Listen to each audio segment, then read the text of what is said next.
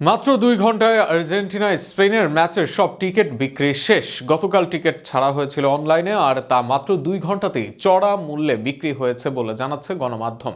একে তো লড়াইটা আর্জেন্টিনা স্পেনের মধ্যে, তার উপর দুই মহাদেশের মধ্যকার লড়াই, সেখানে বাড়তি উত্তেজনা সৃষ্টি করছে প্রথমবারের মতো সম্ভাব্য মেসি লামিন দ্বৈরথ। আরও থাকছে প্রতিবেদনে।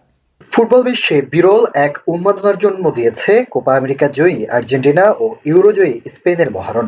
আগামী ২৭ মার্চ অনুষ্ঠিত হতে যাওয়া এই বিশেষ ম্যাচের ৮০,০০০ টিকিট বিক্রি হতে শুরু হওয়ার মাত্র ২ ঘন্টার মধ্যেই শেষ হয়ে গেছে।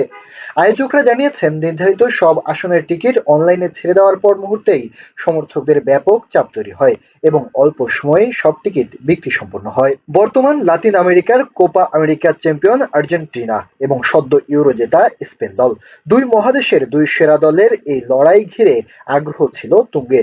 ফুটবল বিশ্লেষকদের মতে এটি কেবল একটি প্রীতি নয়, বরং দুই মহাদেশের চ্যাম্পিয়নদের শ্রেষ্ঠত্ব নির্ধারণের আসর।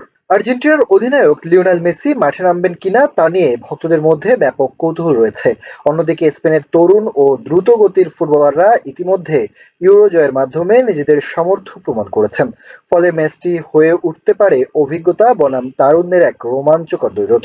বিশেষ করে গুরু মেসি ও শিষ্য লামিনের লড়াই দেখতে চায় ফুটবল বিশ্ব। টিকিট বিক্রির এমন নজির সাম্প্রতিক সময়ে খুব কমই দেখা গেছে। মাত্র ২ ঘন্টায় ৮০,০০০ আসন পূর্ণ হয়ে যাওয়া প্রমাণ করে দুই দলের সমর্থকরা এই ম্যাচকে কতটা গুরুত্ব দিচ্ছেন। সামাজিক যোগাযোগ মাধ্যমেও চলছে তুমুল আলোচনা। সব মিলিয়ে ২৭ মার্চের এই ম্যাচ এখন থেকেই ফাইনালের আগে ফাইনাল হিসাবে আখ্যা পাচ্ছে। ফুটবল প্রেমীরা এখন অপেক্ষায় দুই চ্যাম্পিয়নদের লড়াইয়ে শেষ হাসি কে হাসবে তা দেখার জন্য।